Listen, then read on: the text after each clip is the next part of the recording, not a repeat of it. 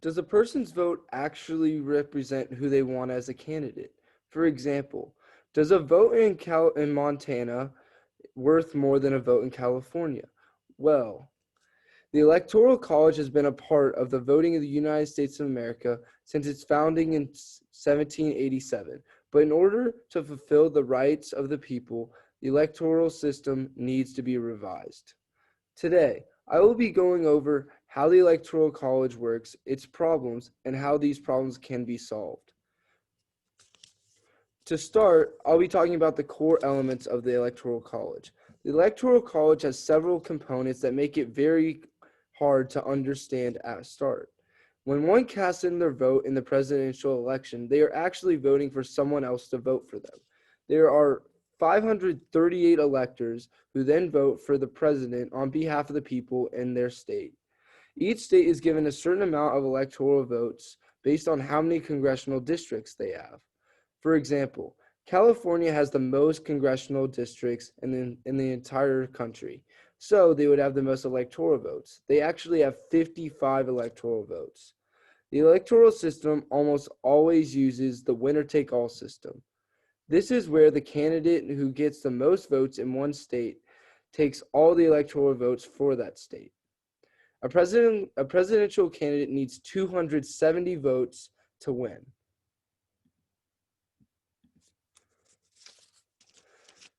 Now that you understand the basics of this system, let's talk about the problems that arise from it. I think the most seen or most obvious problem with the Electoral College is that even though one candidate will have the majority of the popular vote, they still might not win the election. For example, this was seen in 2000 and 2016 where George W. Bush and Donald Trump both lost the popular vote to their opponents but still won the presidential candidacy. However, even though this seems as one of the biggest controversies, this is a root of a bigger problem. In a study by the University of California, Berkeley, California gave 61.5% of its popular vote to Hillary Clinton, and she collected all 55 of the electoral votes from California. But the majority was won in 33 counties, mostly clustered around San Francisco, Los Angeles, and San Diego. The rest of the state, 25 counties, went for Trump. These counties had no say whatsoever in California's electoral votes were cast, despite making up a solid block of the state north of San Francisco.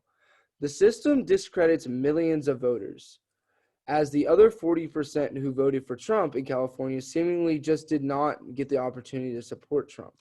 In a law journal by David S. Wagner, he explains, the theory is that the system ignores the votes of the people who voted against the winner, since once the result is determined at the state level, the losing votes no longer have any significance nationally. Another important problem is the presidential candidacy focus on swing states. Due to the fact that some states are either securely red or blue, means that the candidate will not focus on their campaign there. This leads to voter turnout being less in these states. Presidential candidates will then dedicate most of their campaigns to these swing states, most importantly New York and Florida, in order to get as many electoral votes as possible. However, these issues can be revised very easily.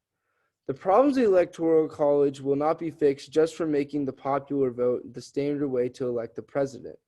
This is due to the fact that the system was designed to counteract the worst human impulses and protect the nation from the inherent dangers of direct democracy.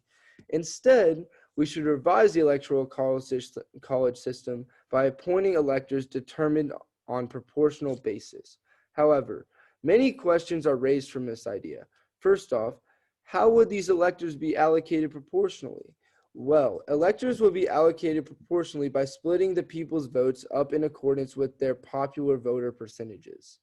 Another problem raised is how would this idea be implemented due to the fact that a constitutional amendment would be unlikely.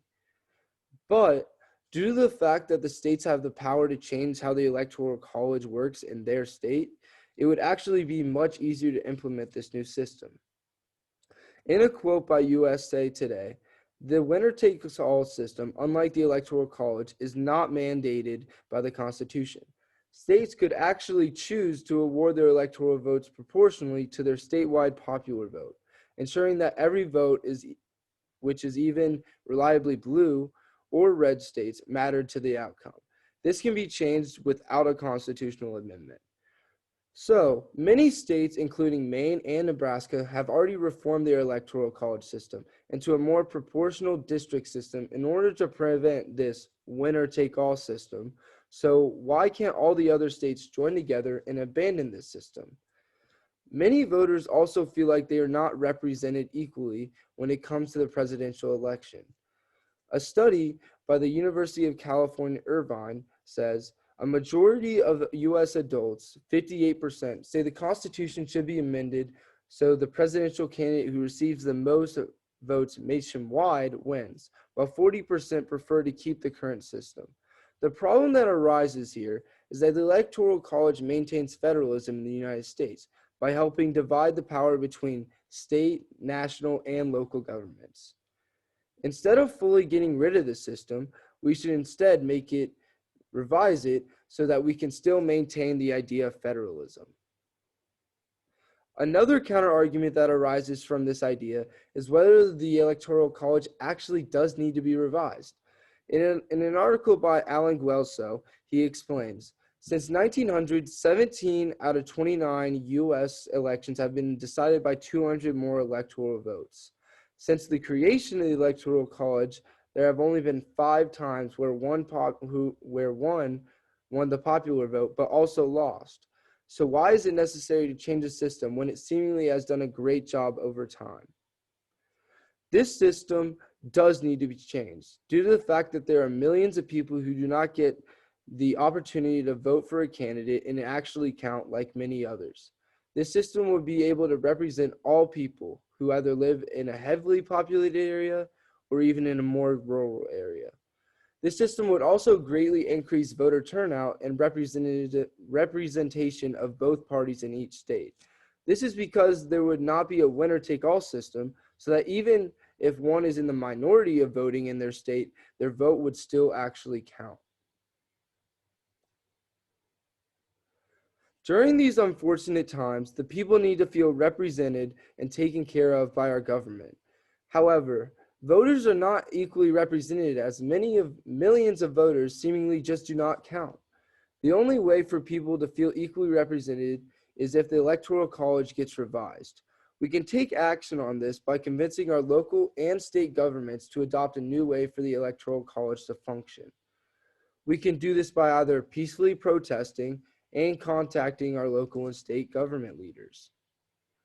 We need the best for our country moving forward, and this electoral system will not guarantee that.